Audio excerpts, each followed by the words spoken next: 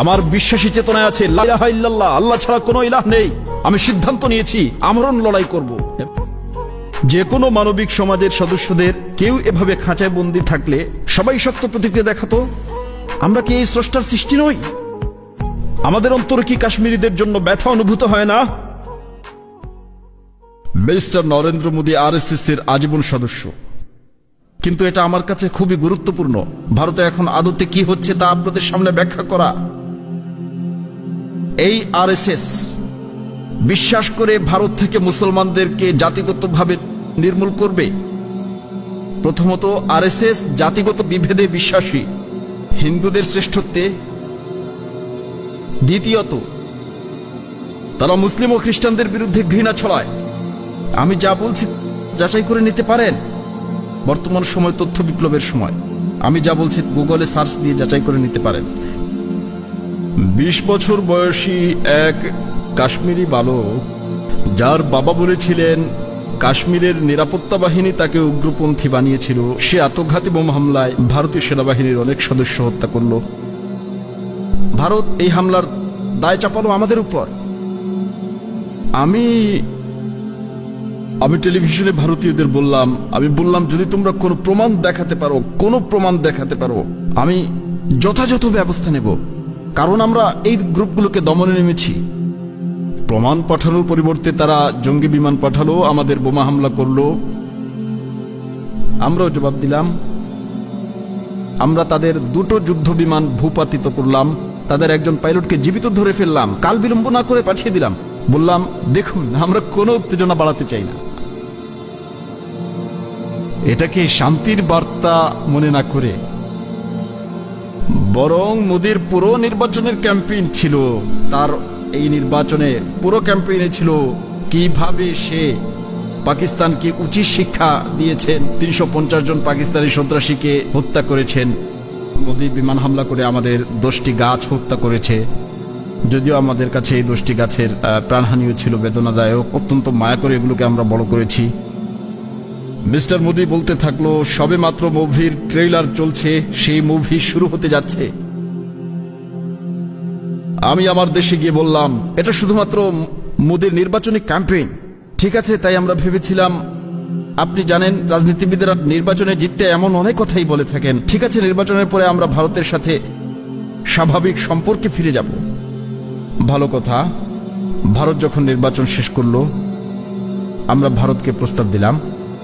তারা কোনো জবাব দিল না, বরং কিছুদিন পর আমরা খেয়াল করলাম আন্তর্জাতিক পরিসরে তারা আমাদের ব্ল্যাক লিস্টে ফেলার উদ্যোগ নিয়েছে, আমাদেরকে পঙ্গু করতে চাচ্ছে। আমরা বুঝলাম ভারত এজেন্ডার দিকে এগুচ্ছে, এবং সেই এজেন্ডা 5 আগস্টে স্পষ্ট হয়ে ওঠে, যখন ভারত জাতিসংঘের সুরক্ষা কাউন্সিলে 11টি প্রস্তাবের বিরুদ্ধে গিয়ে, যেখানে বলা ছিল কাশ্মীর একটি সংঘাতপূর্ণ এলাকা এবং কাশ্মীরের জনগণের নিজেদের ব্যাপারে সিদ্ধান্ত নেওয়ার অধিকার আছে, তারা সেটার বিরুদ্ধে চলে গেল। কাশ্মীরিদের যে স্বাতন্ত্র্য ছিল, তাদের সংবিধানে 370 ধারায় যে তাদের কিছু স্বাতন্ত্র্য আছে, তারা সত্যিকার অর্থে ভারতীয় সংবিধানকে লঙ্ঘন করেছে অবৈধভাবে। আর্টিকেল 370 বাতিল করার মধ্য দিয়ে, যা কাশ্মীরকে বিশেষ মর্যাদা দিয়েছিল। তারা কাশ্মীরে নতুন করে 1,80,000 সেনা মোতায়েন করে কাশ্মীরে এখন মোট নিরাপত্তা বাহিনী সংখ্যা 9 লাখ, এবং তারা প্রায় 8 মিলিয়ন জনতাকে কারফিউ দিয়ে ঘিরে রেখেছে।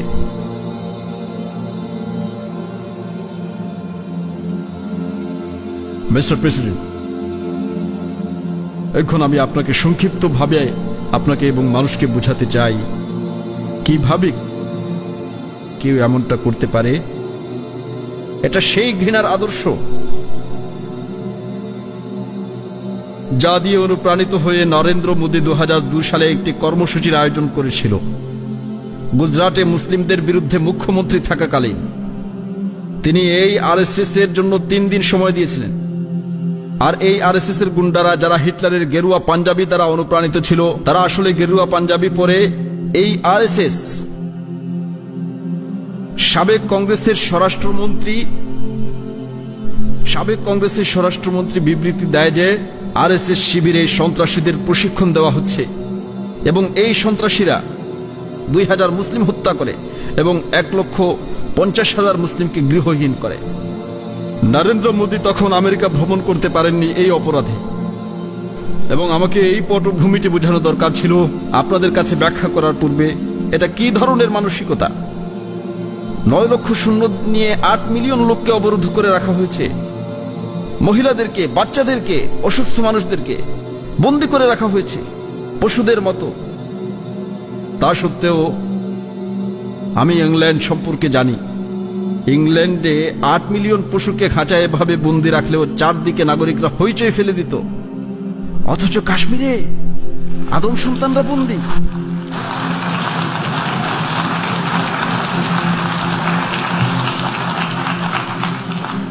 আর মিস্টার প্রেসিডেন্ট, কি এসেছে,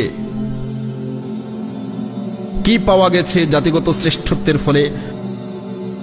আর্য জাতির শ্রেষ্ঠত্বের অহংকার দুইটা একই সাথে, এবং এই অহংকারের ফলে মানুষ ভুল করে ও নির্বোধের মতো নিষ্ঠুর কাজ করে। নিষ্ঠুর কাজ যেমনটা নরেন্দ্র মোদী করেছে, এটা নিছক দাম্ভিকতা, এবং এই অহংকার মোদীকে অন্ধ করে দিয়েছে। কারফিউ প্রত্যাহারের পর যা ঘটতে যাচ্ছে সেই বাস্তবতা থেকে তিনি কি এটি সম্পর্কে চিন্তা করেছেন? এটা নিয়ে চিন্তা করা হয়নি। যখন কারফিউ প্রত্যাহার করা হবে তখন তিনি কি করবেন? তিনি কি ভাবছেন কাশ্মীরের জনগণ এটি সহজভাবে মেনে নেবে? তাদের বিশেষ স্বীকৃতি চলে গেছে, কারণ ভারত সংবিধানের পরিবর্তন করে ফেলেছে এবং তাদের বিশেষ মর্যাদা কেড়ে নিয়েছে। এটা তারা গ্রহণ করবে? মিস্টার প্রেসিডেন্ট, গত 30 বছরে কাশ্মীরে 1 লাখ নাগরিক নিহত হয়েছে, কারণ ভারত জাতিসংঘের প্রদত্ত অধিকারকে অস্বীকার করেছিল, জাতিগত আত্মনিয়ন্ত্রণের অধিকার। 1 লাখ নাগরিক নিহত হয়েছে, 11,000 নারী ধর্ষিতা হয়েছে। 2টি মানবাধিকার সংগঠন, বিশেষ করে জাতিসংঘের মানবাধিকার কমিশন এটা নিয়ে প্রতিবেদন প্রকাশ করেছে। বিশ্ববাসী এটা নিয়ে কিছুই করেনি, কারণ বিশ্বে ভারতের বিশাল বাজার রয়েছে, 1.2 বিলিয়ন জনসংখ্যার বিশাল বাজার। দুঃখজনকভাবে বস্তুগত স্বার্থের কাছে মানবতা হেরে যাচ্ছে, তবে এর পরিণতি হচ্ছে ভয়াবহ। স্রেফ এটা বলতেই আমি এখানে এসে দাঁড়িয়েছি। দেখুন কি ঘটতে যাচ্ছে। যখন কারফিউ প্রত্যাহার করা হবে, কাশ্মীরে রক্তগঙ্গা বয়ে যাবে। তখন জনগণ ঘর থেকে রাস্তায় নেমে আসবে। সেখানে 9 লক্ষ সৈন্য আছে। তারা এখানে সেই কারণে আসেনি যেমনটা নরেন্দ্র মোদী বলেছে। তিনি কাশ্মীরের সমৃদ্ধির জন্য এটি করেছেন। তিনি বলছেন এটি তাদের উন্নয়নের জন্য করা হচ্ছে বলে মনে করা হচ্ছে। তাহলে 9 লাখ সেনা সেখানে কি করছে? যখন কাশ্মীরিরা রাস্তায় বেরিয়ে আসবে, রক্তগঙ্গা বয়ে যাবে। মোদী কি কখনো এটি ভেবেছেন তখন কি হবে? মিস্টার প্রেসিডেন্ট, কেউ কি চিন্তা করে দেখেছেন কি ঘটবে যখন সেখানে রক্তগঙ্গা বয়ে যাবে? আপনারা কি ভেবেছেন এর প্রভাব কাশ্মীরের লোকদের উপর পড়বে? ভেবেছেন তারা কি ধরনের চিন্তা করবে? যেই উপায়ে তাদের বন্দী করে রাখা হয়েছে, তাদের নিজের বাড়িতে পশুর চেয়েও নিকৃষ্ট উপায়ে, কোনো অধিকার নেই। কাশ্মীরে হাজারো রাজনৈতিক নেতাকে গ্রেফতার করা হয়েছে, এমনকি যেসব নেতারা ভারতের পক্ষে ছিল তাদেরও গ্রেফতার করা হয়েছে। 13,000 যুবককে গ্রেফতার করা হয়েছে, অজ্ঞাত স্থানে গুম করা হয়েছে। আল্লাহ জানে তারা কোথায় আছে। এই অবস্থায় কি ভাববে তারা? কারফিউ উঠে গেলে কাশ্মীরের জনগণ কি করবে? তারা রাস্তায় নামবে। তখন সৈন্যরা কি করবে? তারা তাদের গুলি করবে। তারা ইতোমধ্যে ছিটা গুলি দিয়ে, ছোড়া গুলি দিয়ে অনেক যুবককে অন্ধ করে দিয়েছে। বিগত 5-6 বছরে কাশ্মীরে যে নিপীড়ন চলেছে, এর ফলে কাশ্মীরিরা চরমপন্থার দিকে ঝুঁকবে। মিস্টার প্রেসিডেন্ট, আমি আরেকটা পালোয়ামার আশঙ্কা করছি, এবং স্বভাবসুলভভাবে ভারত আমাদেরকে দায়ী করবে। তারা বলছে যা কিছু ঘটছে তার সবটুকুর জন্য পাকিস্তান দায়ী। ভারতের প্রতিরক্ষামন্ত্রী বলেছেন সীমান্তে 500 পাকিস্তানি সন্ত্রাসী কাশ্মীরে যাওয়ার অপেক্ষা করছে। পাকিস্তান কেন 500 সন্ত্রাসী সেখানে পাঠাবে যেখানে তাদের 9 লক্ষ সৈন্য রয়েছে? এই আদতে কি কোনো প্রভাব তৈরি করবে? তারা 500 সন্ত্রাসী সেখানে কি করবে? এবং কেন আমরা জানবো না? যে মুহূর্তে কিছু সন্ত্রাসী আক্রমণ হয়েছে, যা ঘটবে তা হলো কাশ্মীরের মানুষের উপর আরো নিষ্ঠুরতা, নিপীড়ন বাড়বে। আমরা কাশ্মীরের জনগণকে আরো পিষ্ট করার জন্য 9 লক্ষ সৈন্য দেব, 9 লক্ষ সৈন্য দেব। তারপরে ভারত সরকারকে একটি অজুহাত দেব, পাকিস্তান একটি সন্ত্রাসী রাষ্ট্র। এক্ষেত্রে যে টার্ম ব্যবহার করা হয় তা হলো ইসলামিক টেরোরিজম। যে মুহূর্তে কেউ গেম খেলে, ইসলামিক টেরোরিজম বলে, তখন গোটা বিশ্ব মুখে কুলুপ আটে। তখন আর কেউ মানবাধিকার নিয়ে কথা বলে না। আপনি যা ইচ্ছা তাই করতে পারেন, যা এখন কাশ্মীরে ঘটছে, কারণ তারা এই ইসলামিক টেরোরিজম টার্মটি ব্যবহার করে। ভারত এই মুহূর্তে ঠিক এটাই করছে। কাশ্মীরের মানুষের উপর নিষ্ঠুরতা আরো বাড়িয়ে আমরা কি সেখানে কোনো উপকৃত হব? এবং এটা আমরা কেন চাইব? কিন্তু ইসলামিক টেরোরিজম ছাড়া ভারতের কাছে আর কোনো ব্যাখ্যা নেই। আর যখন কারফিউ প্রত্যাহার হবে, তখন যা কিছু হবে তার জন্য পাকিস্তানকে দায়ী করা হবে এবং আরেকটা পালোয়ামা ঘটার আশঙ্কা থেকেই যাবে। তারা আবারও আমাদের এখানে এসে বোমা মারতে পারে, তখন নতুন এক পর্ব শুরু হতে পারে। আসলে নরেন্দ্র মোদী এখন কি ভাবছে? ভারতের 180 মিলিয়ন মুসলমান এখন কি চিন্তা করছে? তারা কি এই কাশ্মীরিদের দেখছে না? কাশ্মীরিরা প্রায় 55 দিন ধরে অমানবিক আটক অবস্থার মধ্যে আছে। তারা কি এটা দেখছে না? আপনি কি মনে করেন? আপনি কি মনে করেন না ভারতের মুসলমানরা কি চরমপন্থার দিকে ঝুঁকবে না? আমি 180 মিলিয়ন মানুষের কথা বলছি। যখন তারা চরমপন্থার দিকে যাবে, তখন ভারতে ঘটনা ঘটবে এবং ভবিষ্যতেও ঘটতে থাকবে। আবারও আমাদের দায়ী করা হবে। আমি আপনাদের আগেই সতর্ক করছি, আবারও আমাদেরকে দায়ী করা হবে। আর মিস্টার প্রেসিডেন্ট, বিশ্বব্যাপী ছড়িয়ে থাকা 1.3 বিলিয়ন মুসলমানের কি অবস্থা? এবং তারা জানে কাশ্মীরিদের ওপর অত্যাচারের একমাত্র কারণ তারা কাশ্মীরি মুসলিম। কাশ্মীরি হিন্দুদের সাথে এমনটা করা হচ্ছে না। মুসলমান জানে এটা করা হচ্ছে শুধু ধর্মীয় পরিচয়ের কারণে। দুনিয়াব্যাপী মুসলমানরা তখন কি চিন্তা করবে? আপনি কি চিন্তা করেন ইহুদিরা কি চিন্তা করত যদি তাদের 8 মিলিয়ন বাদ দিন 8,000 লোককে এভাবে আটকে রাখা হতো? ইউরোপিয়ানরা এমন পরিস্থিতিতে কি চিন্তা করতো বলে আপনি মনে করেন? আমরা কি চিন্তা করি? যে কোনো মানবিক সমাজের সদস্যদের কেউ এভাবে খাঁচায় বন্দী থাকলে সবাই শক্ত প্রতিক্রিয়া দেখাতো। আমরা কি এই স্রষ্টার সৃষ্টি নই? আমাদের অন্তরে কি কাশ্মীরিদের জন্য ব্যথা অনুভূত হয় না? এবং এরপর আমার বিশ্বাসী চেতনায় আছে লা ইলাহা ইল্লাল্লাহ, আল্লাহ ছাড়া কোনো ইলাহ নেই। আমি সিদ্ধান্ত নিয়েছি আমরণ লড়াই করব। এবং